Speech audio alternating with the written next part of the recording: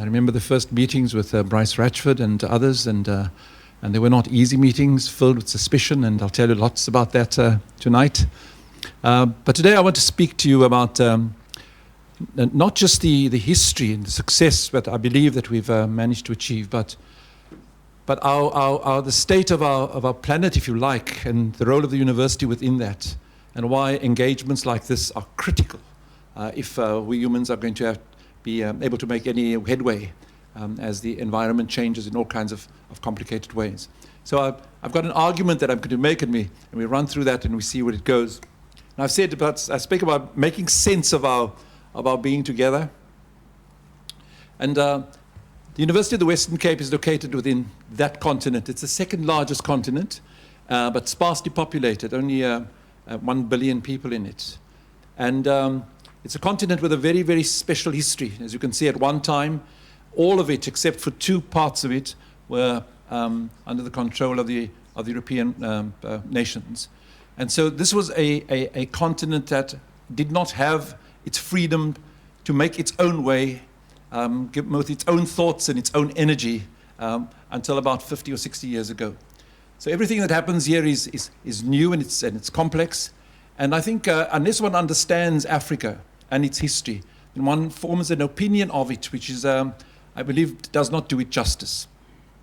So why is Africa different? It's different because of the colonization, and because the colonists did not come to bring the message that there were wonderful new knowledge discoveries taking place in the belt just to the north of Africa and into Europe and across to China.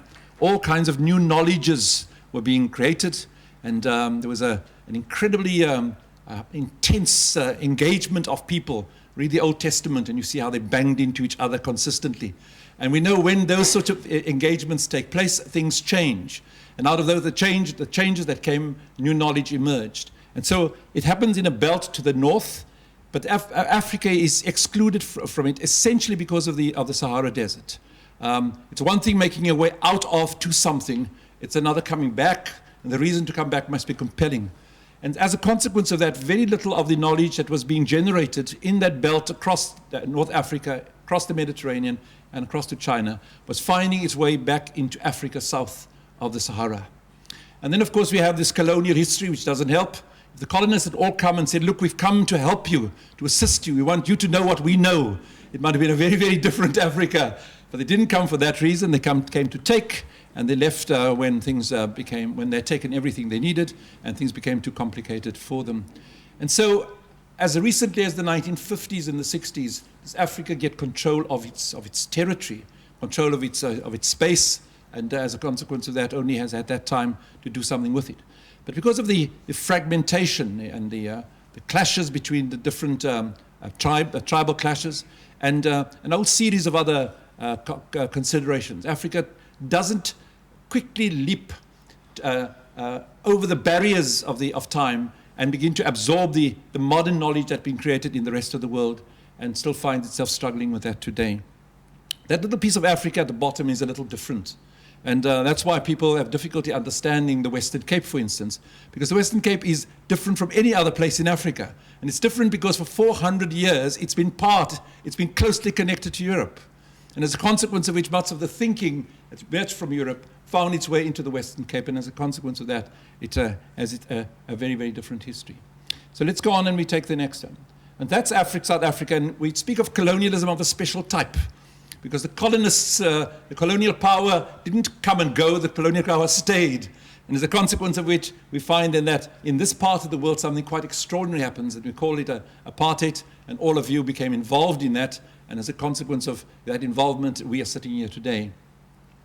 And there was a time when you thought that it was the best possible way for you to chart your future was to somehow separate you from others, build fortresses of that kind, and when the enemy came, you ran into them. We know that this does not wash any longer, that it's not possible for you to endure if you have cut yourself off from others.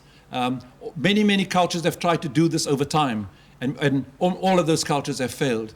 And so we've come to a time in human history when the realization is dawning that you cannot do it on your own. You've got to be in a relationship with someone else, because when you are operating within your own confined space, all you have to offer in response to anything that happens is what you already know. Because very little is happening that makes you, that brings you in touch with the developments elsewhere, and as a consequence of which you find yourself stagnating. So this was the strategy then in South Africa. South Africa, it was divide and rule. It was an old strategy. Lugard did this very well up in the northern parts of Africa. And it was a strategy that divided both racially and ethnically. And so we found then that colored people were given colored status, and Xhosa people were given Xhosa status, and so on. And little universities were built for each of that, because the understanding or the idea was that the apartheid government had a stewardship towards these poor, unfortunate people, and it was to happen under their direction and their control. But each one of them was to be encouraged to develop its own sense of who they were and chart their own way forward. And so the University of the Western Cape then, in Cape Town, with all of the bustle of a metropolis, finds itself then designated a coloured university. This is what then we inherit in 1994. We become free, we contest with the state, and finally, with your help, your divestment and other acts from partners overseas and people inside, this happens. And we find then that we are left with this. At the top there, that is a metaphor, or represents the South Africa that was part of government, and the part at the bottom represents the rest of it. Figures about 10% up here, 90% down there, maybe about 15%, because some of those down here managed to find ways to engage quite successfully with those up there. So let's say 15% and 85%.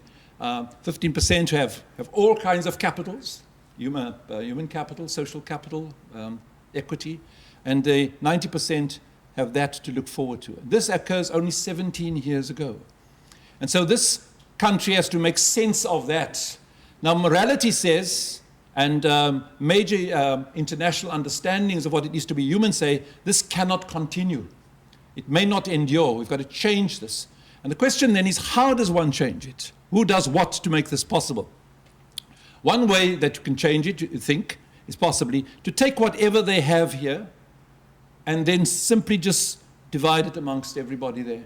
The problem is that with that is that this is a small number relative to that large number, and no matter what they have as equity, when you divide it, when you pool it and divide it by 1 to 9, you divide it by 1 to 9, in other words by 10, you'll find that the advance that occurs there is marginal. So you move from that state to about that state there, but you get nowhere near that. I speak of this state being Nikes and that being sandals, flip-flops. And when you do your division, this becomes a flip-flop with a flower on it. That's as good as it gets. Once one grasps that, really and truly grasps that, then you understand that the future of this nation does not depend essentially on what happens here. There's a huge resource here. Remember, the atom bombs were built up here, built here, and first heart transplant takes place as a consequence of the advance up here. So there's a huge competence up here that could be very helpful. But then you have this problem here of how do you then find ways to have those located here understand deeply that the future of this nation depends on what they do. The future of this nation depends on what they do. It doesn't depend on what happens at UCT. It doesn't depend on what happens at Pretoria. It depends on what happens at the UWCs of the world. That's where the real struggle is taking place now with respect to who are we and how do we engage with this challenge. And unfortunately for us, the world does not stand still.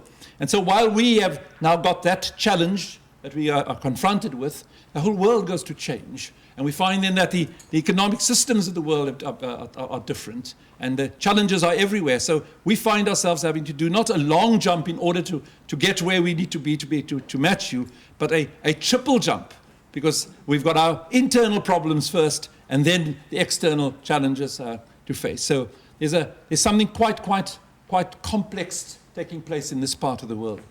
So UWC then is this university that gets the status, little coloured university stuck on the fringes of Cape Town, called Bush College because it literally was in the bush. And The students going there initially were ambivalent about going. They didn't want to go. They didn't want to be labeled colored. They didn't want to have to accept an inferior status. But as a consequence of their need to get access to some form of higher education, they had no option but to do that. I was one of those students in 1966, and I could only get a blazer. I could only get a jacket because there were some bursaries that made it possible for one to do so. You didn't get the money, but you could get the blazer. And there was a badge on the blazer, and I found myself walking always like this, to make sure that nobody saw that this badge represented the University the University College of the Western Cape, as it was known. So in the 60s, then, it's the Coloured Affairs University, and people are resentful, and all kinds of little skirmishes take place. We find then that in the 70s, the spirit of Soweto, we know what happens in 1976, and the day after it happened, the whole of the Western Cape was in an uproar. And it didn't stop until 1994, if that. It might still be, in some ways, in the same state. So the spirit of Soweto then drives this community and drives this university to say, we are in opposition to the state, and they take control of the struggle in that space. In the 80s, it goes a number of steps further. It declares itself the intellectual home of the left. It declares itself an open university, and large numbers of students from other parts of the country, almost all the bright young politicos, then flood into Cape Town, into this university, because this is a vibrant intellectual and oppositional space. And also, of course, in 1986, this decision by this university, extraordinary thing happens in this place. I wondered if there are the tapes of those conversations where this decision was made. It would be fascinating to listen to them and to see who was taking which position. But anyway, as a consequence of that, this university then comes and it says, we want to engage with you. But there's a problem for us. We are completely absorbed in a struggle for freedom. And one element of that struggle is that we don't want anybody to have anything to do with South Africa at any level, sport and culture and university and everything else. So we've got this dilemma. But how do we deal with this? Anyway, what we do then, at the time, we had to go find people, wise people to speak to, and people like Owen van den Berg and others spoke to the ANC and others and says, look, this thing is happening. Is it a good thing for us to do? In a sense, means almost breaking the academic boycott. The decision was that it looked to be something that might be useful, and as a consequence of this, we're all sitting here today. And so the 90s, UWC goes through a very, very complicated time, a time of transition. It loses students, it loses money, and by the year 2000, there was the decision taken, or a proposal made, that the University of the Western Cape could not endure on its own, and it had to be amalgamated with another institution if it was to live. Our argument then to them to say, you can't do that. Just look back at what this university was. It managed to hold on in a very, very complicated time to its identity as a university, largely, not largely, but significantly because of the special relationship. Because this is what would happen. On a day, Owen and I and Jan and others might be ducking under trees or whatever else other cover there is for us as the tear gas and the rubber bullets and everything rain onto the university. But you've packed your bags because that night you're going to fly from that space with all of that turmoil to this place called the University of Missouri, and you're going to be a professor. And so you never lose your understanding of what you are, of what that university is. You don't give it over to struggle that is meaningless. The struggle is a struggle not just with respect to how do you force the other to give you a freedom, but how do we equip ourselves to be able to deal with that freedom. And so that's what the University of Missouri did for UWC. And as a consequence of which, come 1994 and freedom, there's no other historically black university that in any way could match University of the Western Cape with respect to its competence, its intellectual competence, as a consequence, I think, to a large extent, of this ongoing relationship with you. And so we argue against this idea that it should merge. And we say, do you want to give to the people of this country and to the world the example of a nation that looks at who was great in winning its freedom and decides that it must take its history away from it?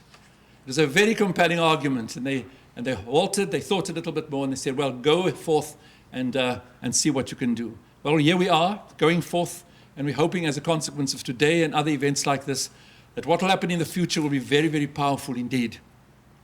So the 20s now is called itself an engaged university. It's looking for a way to understand itself and understand its environment and how to impact on it. It remains poor, desperately, desperately poor. Its students are very, very poor. There was an HSRC a study about 4 years ago which said that UWC students are amongst the poorest in South Africa. And so we have this burden consistently of trying to make ends meet. And as a consequence of that, it's a great thing for us that University of Missouri has consistently been available to us as a resource without our having to spend large amounts of money to keep that going. The 21st then, now we have to move towards competence and we have to move towards excellent, because we cannot breach the gap between what you saw in that first picture, that picture of those who have and those who haven't. We cannot breach them unless the majority of South Africans, once excluded, take full ownership of that country, commit themselves to developing the competence, and so become a player within the world. But we know it can only be done with the help of others.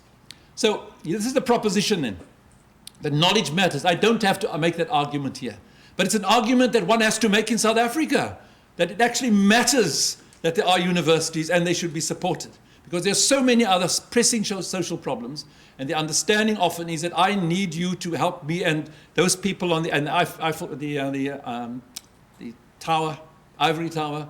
They are alien to us, and so it's quite a job engaging with our politicians and people on the ground, as it were, to have them understand why these places are so significant.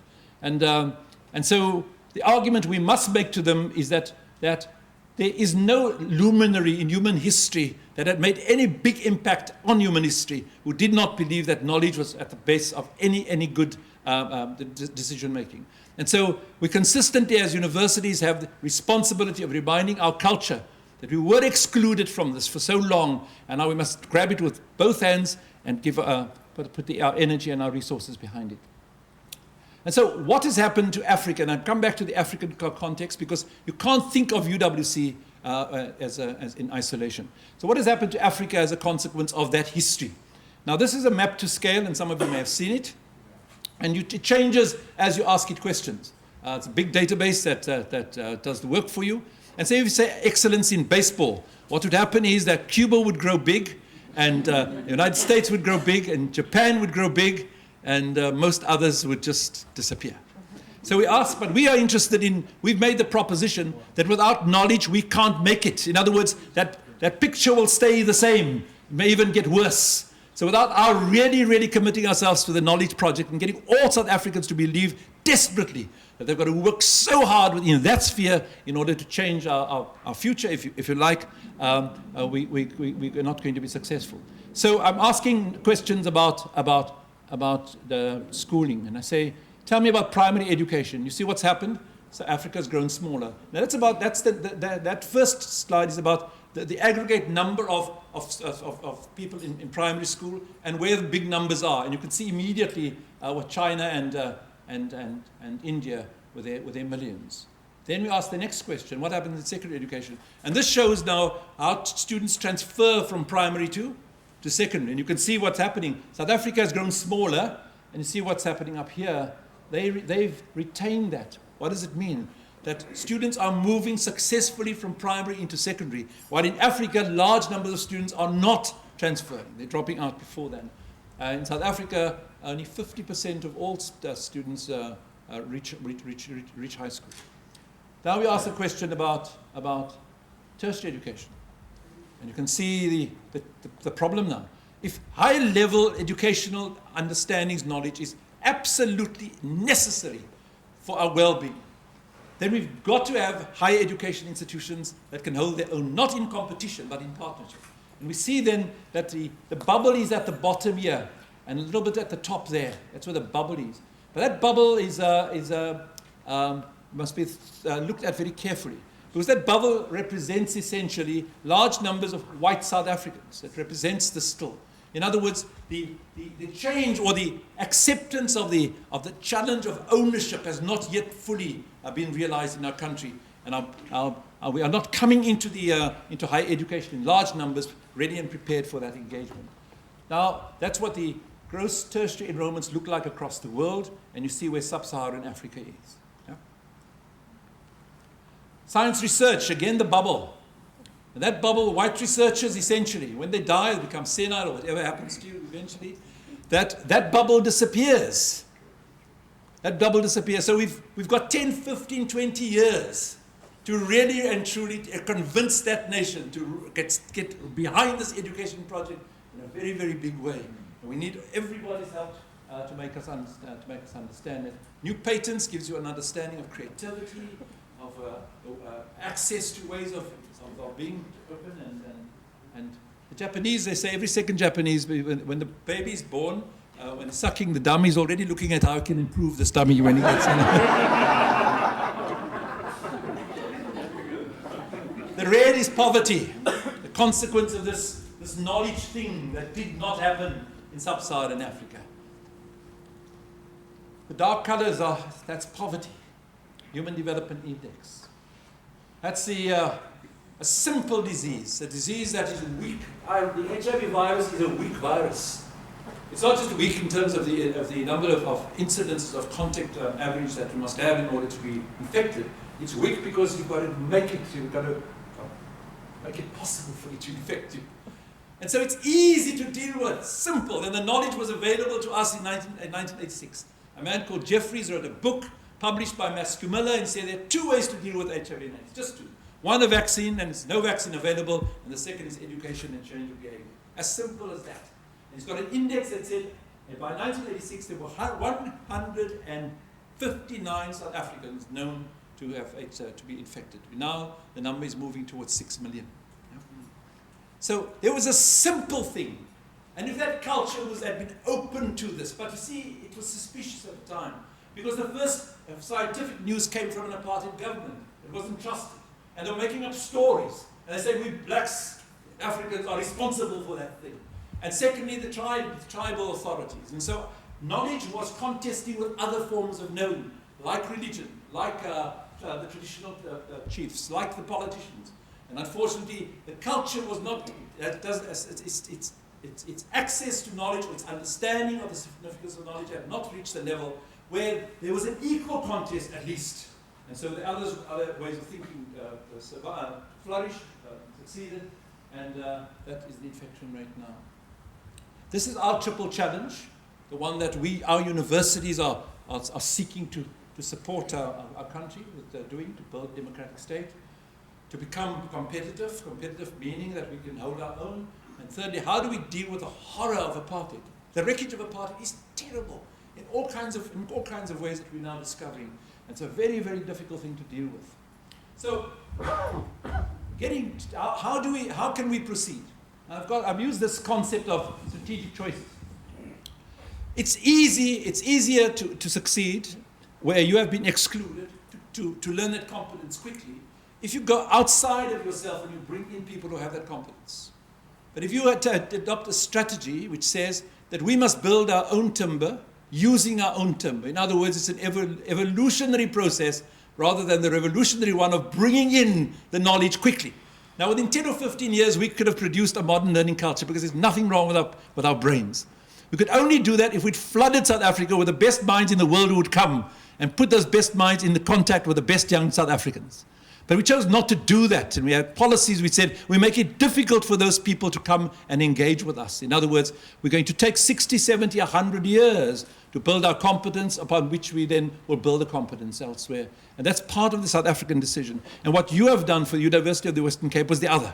It's the revolutionary way. You came in, and this access, this knowledge in this was available to our institution.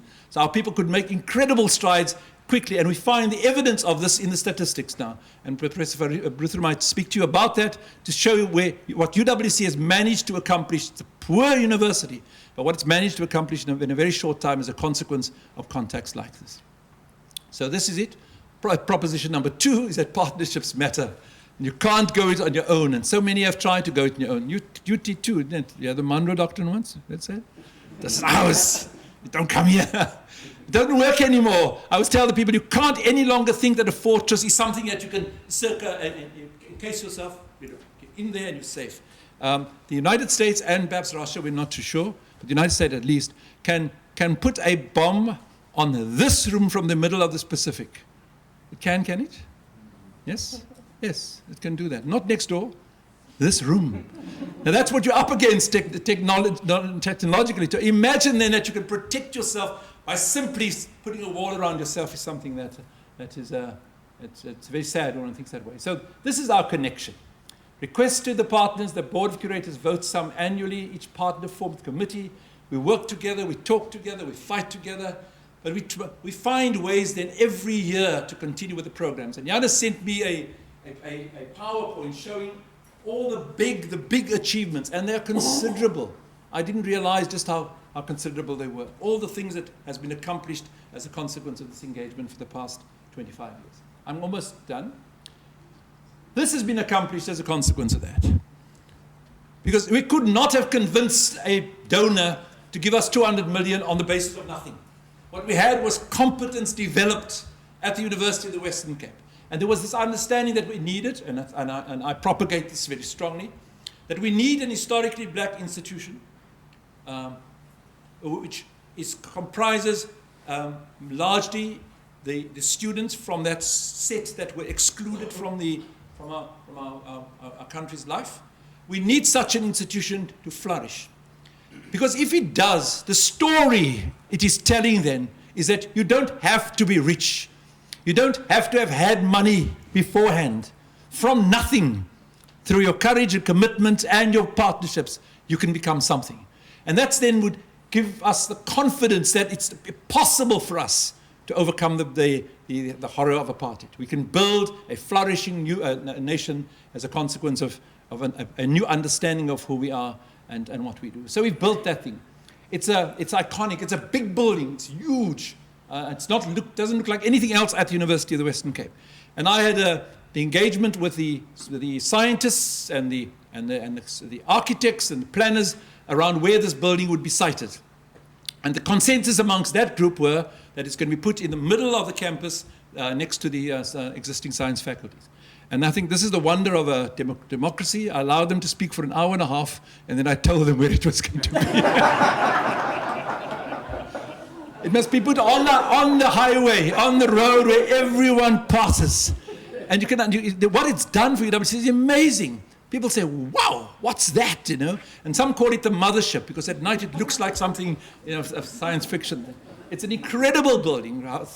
It's huge, it's modern, students are coming, they're flooding in. UCTs, some students who are at UCT doing their undergraduate degrees, they're coming to UWC because of this. So again, we were able to do this because we had a story to tell. And the story was not just a political story, it was an intellectual story. And as a consequence of this, we managed to get them to listen. So what's different? And this is a little bit about the future. The difference is that our world is changing dramatically. And we all know this. Gore and others have told us that. This man called Per Dalin in 1996, I spoke to him and said, Per, what's the problem? Why are we all so unsettled? He said, because there are 10 revolutions happening simultaneously, unparalleled in human history. And any one of those would be enough to give you a nightmare. All 10 together is the kind of challenge that if we humans don't change the way we're thinking dramatically, in other words, paradigm shifts like the last experience with Galileo and Copernicus and these people, a whole new way of understanding the world. If we don't go there, we're going to be in desperate trouble. So this is Dennis Meadows telling us that in a different form. He says the population is going to grow. That's the green. The population is growing, and we're hoping that it will stabilize there, around there. Some say there, some say there. They say that the pollution is rising. We find the industrial output must increase as the population increases. And we find that the resources are declining. And all of that presents us with a real challenge. Because see, what governments do is they tell us all we must do is grow the economy.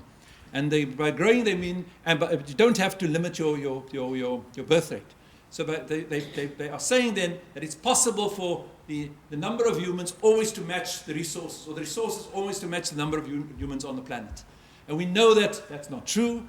And so there are big ethical and moral issues that await us as we reach those points where those things begin to intersect and start impacting on one another. And so perhaps in 2030, as Beddington say, it's about that time that we're really, as a species, going to have to make incredible decisions about our future. My fear is that we'll fight with each other, and that we will take, and that what this man wrote, what is his name, Kaplan, he wrote this paper called The Coming Anarchy in 1994. But that's my fear, that is where we go as a species. But we can avoid that if we're smart. Moan, speaking in 1977, he said this: women or men living in a cultural revolution and in a world of war, violence, and social upheaval is impelled as never before to ask the hard questions of the meaning of historical existence. Why are we alive? Who are we? What do I need? And so that's what we have to do. We've got to develop a new consciousness from not survival just where we take from others, but service and making a difference and internal cohesion. We work together and act together. Back to sense making, that's the challenge that faces all of us in some respects, but especially South Africa. And I include this just to give you a sense about sense making. The Aztecs made sense of it. You know, they were so smart that they understood that the sun was the source of energy. But they were also so smart that they understood that once you are giving off the energy, at some time or other, that energy is going to be used up. And so they decided they needed to replenish that energy. And they were so smart to understand that we are also full of energy because we can move. And the thing that moves all the time, whether we are moving or not, is the heart. So the heart must be the source of our energy. And so what if they could offer that energy to the sun and replenish the sun? So they cut open your chest, they cut your heart, and they make a sacrifice. Mustn't feel that it's an ancient thing, but people who knew very little. The whole question of human sacrifice is something that all of us have, many of us have as a constant way of understanding of this world and so Aztecs did that. They made sense of it. And they killed large numbers of people in order to replenish this. But it was wrong. It was wrong. Sense making. Remember the Reverend Jones? And now this comet. He said behind the comet is a spaceship going to take us all to heaven. That's how we all got to kill ourselves. And they did. 900 people committed suicide. The argument, once you're on the road with a particular argument, it makes sense. And that was wrong. It's wrong. That argument is also wrong. Sense making. I was standing on the corner of Fifth Avenue and wondered, God, why does this chap have to be sitting 50 meters away from the traffic? What sense is being made of that? I went into a shop immediately after that and started engaging with the person who was serving me there. And I said to him, you know what I've just seen? This car, you know, the piston goes up 1 meter, next part 2 meters, 3 meters, 4. Why is he doing it? And he said, what's wrong with it? You forgot it, you can float. I said, wow. I said, where are you from? He said, Ethiopia. I said, you've been here too long. This is what we must be looking at, you know. And that's what university is going to have this job to tell the people we can't live at those levels of material usage. We can't. And the developing world must know that they can never hope to go there. China and India can't want to be like the United States. It can't. The whole world just disappears in 10 or 15 years if they start using petrol and other things at that rate. They can't. And the United States can't go on using it either.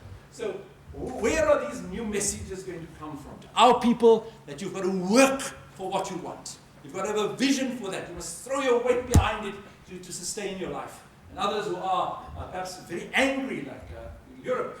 The Greeks have not been producing, but they're angry because they can't get the same amount of money. The French don't want to pay more. The Brits, everyone is angry because something is happening in their lives that they don't understand. Why is this so? What is government doing about it? You know? The thing is just, 8 million, 7 billion people on this planet. And the resources are diminishing. It's as simple as that. Make your sums in the side and can't be a Jew, can't be nothing. So this is okay.